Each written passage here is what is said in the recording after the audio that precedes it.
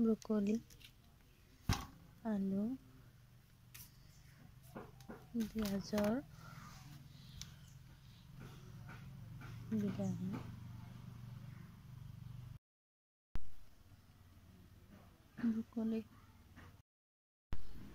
Broccoli, জলকীয়া, নহৰু, আদা, পিঁয়াজ, আলু, গাজৰ বনাবলৈ এতিয়া আমি আৰম্ভ কৰিম। প্ৰথমে আমি ব্ৰকলি আৰু আলুখিনি বইল কৰি ল'ম। তাৰ বাবে দিলে অলপ পানী। গেছটো একদম ল' ফ্লেমত। এতিয়া দিছে ব্ৰকলিখিনি।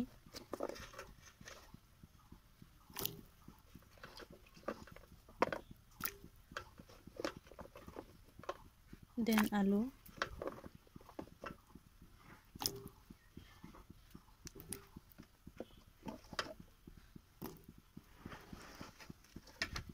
তাৰপিছত পুনৰ লৈ আহিম।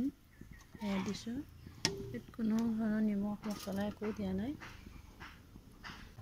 আমাৰ পিঁয়াজ কাটি ল'লোঁ আৰু আদা নহৰু বটি ল'লোঁ।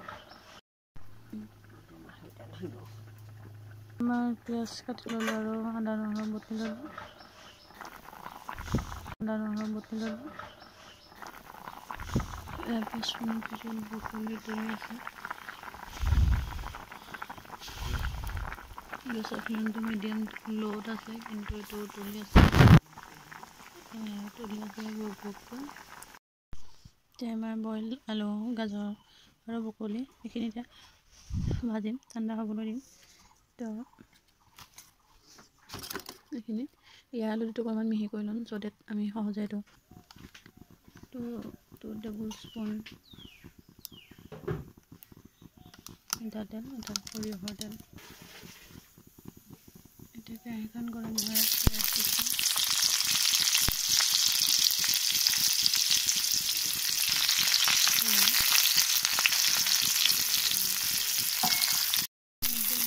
ব্ৰকলিখিনি ভাজি লৈ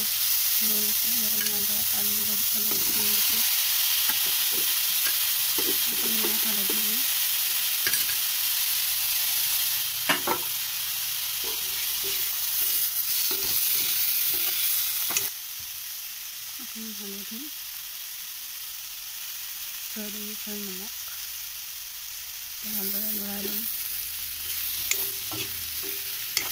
অকণমান গ্ৰেভি টাইপ দিম, সেইকাৰণে অলপ পানী দিম।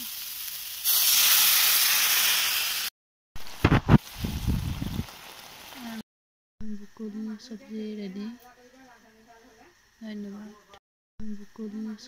ৰেডি। ধন্যবাদ।